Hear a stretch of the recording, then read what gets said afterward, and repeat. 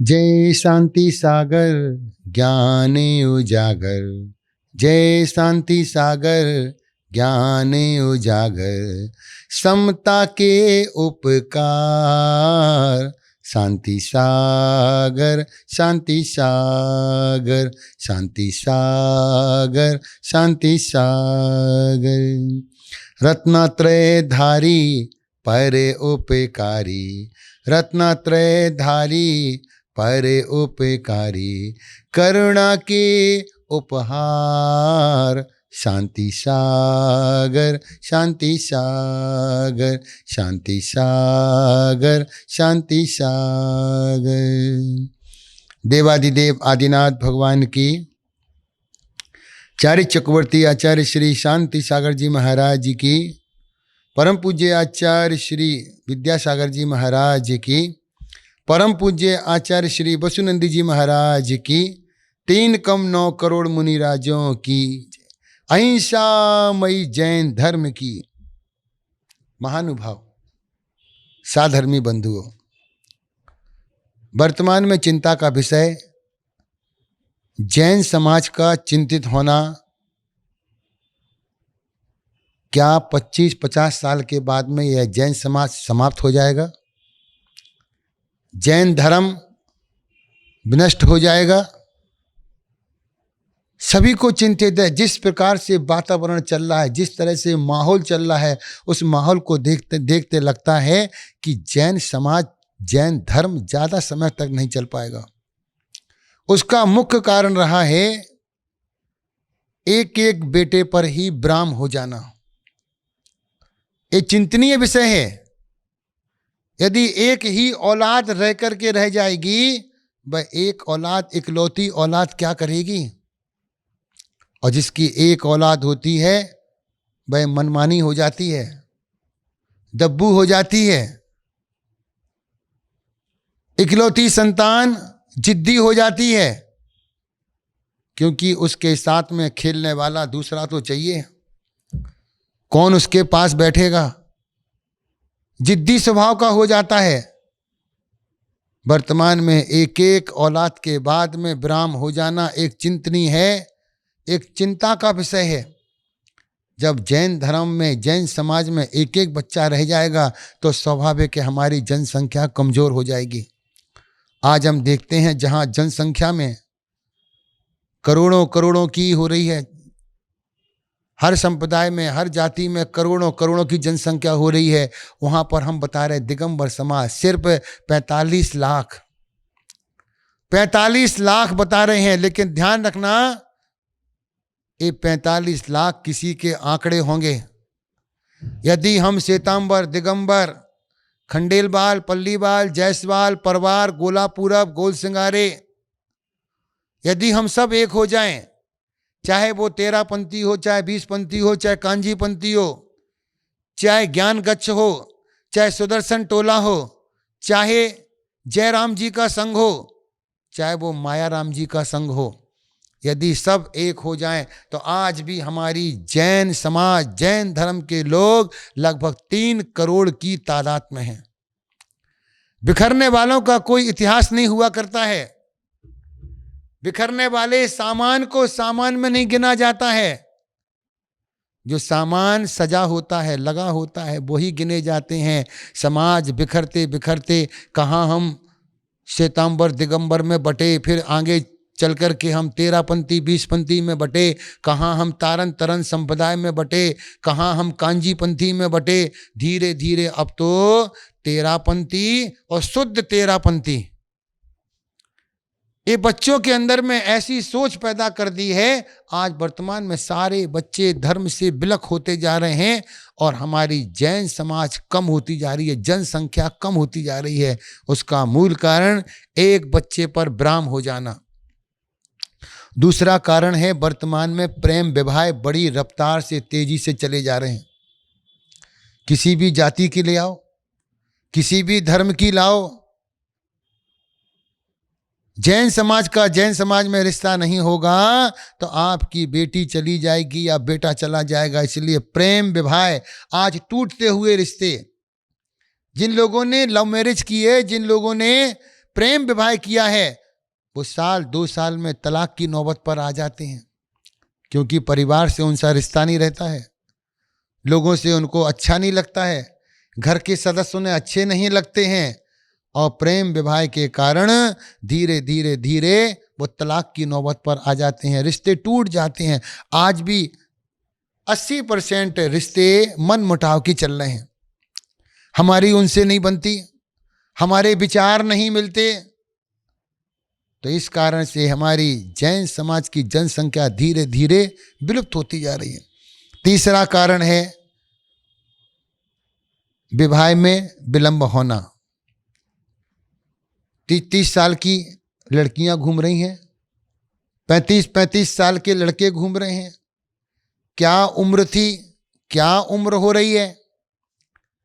समाज चिंतित होना बहुत जरूरी है, चिंता का विषय है। जब विलंब से विवाह होंगे तो फिर उनकी गृहस्थी का पहिया कैसे चलेगा, उनकी गृहस्थी कैसे चलेगी? फिर आगे चल कर के संतान नहीं होती है तो फिर डॉक्टरों के चक्कर लगाते हैं। हमको शादी के 10 साल हो गए, हमें संतान का सुख नहीं मिला, हमारे 8 साल शादी के हो गए, संतान का सुख नहीं मिलेगा। अरे जब तुम 35 साल की उम्र में शादी करोगे, 40 साल की उम्र में शादी करोगे, फिर क्या होगा? क्योंकि हर चीज की एक उम्र हुआ करती है।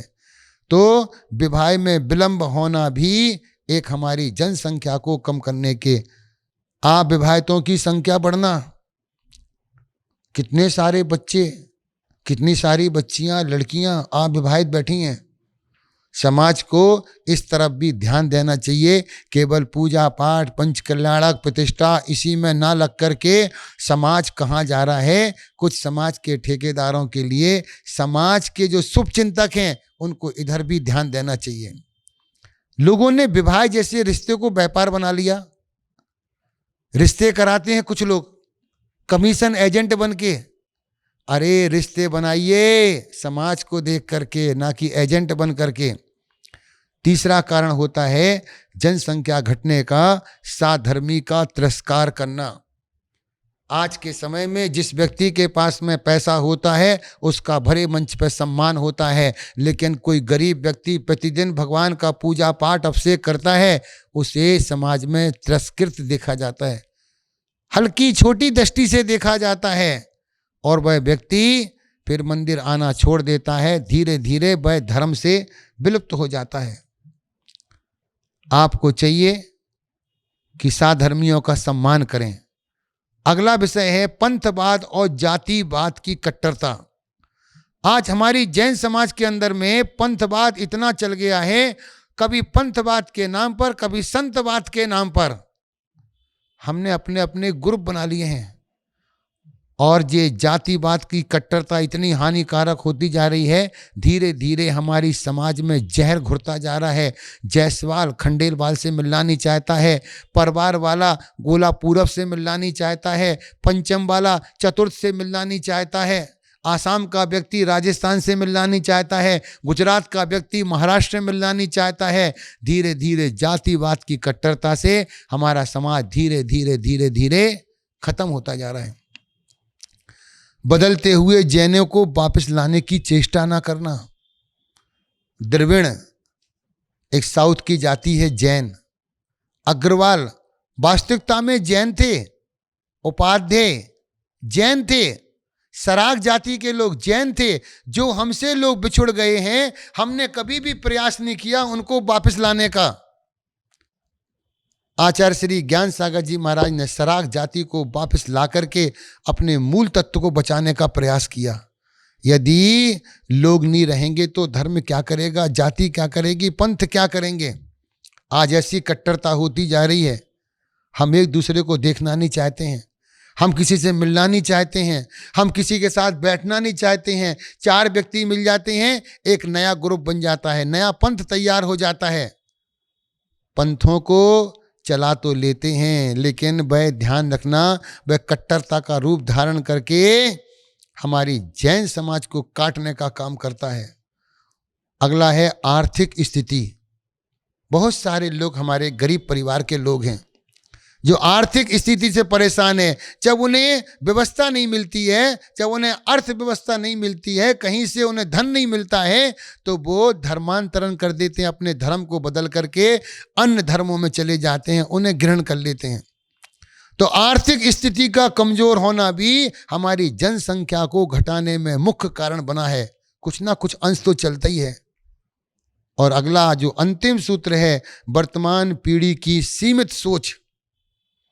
वर्तमान पीढ़ी की सीमित सोच होने के कारण से कोई व्यक्ति आगे नहीं आता। सब व्यक्ति अपने परिवार, अपने घर के बारे में सोचते हैं। कोई व्यक्ति समाज के बारे में नहीं सोच रहा, कोई व्यक्ति धर्म के बारे में नहीं सोच रहा। आखिर हमारे समाज का पतन क्यों हो रहा है? इन्हीं 7-8 कारणों से आज का बच्चा धर्म करना नहीं चाहता है। हम लोगों ने मंदिर में भी एक ढोंग का जीवन बना लिया है। जो व्यक्ति जितनी ठाट बाट से पूजा करता है, वह व्यक्ति इतना क्रोधी होता है, अभिमानी होता है।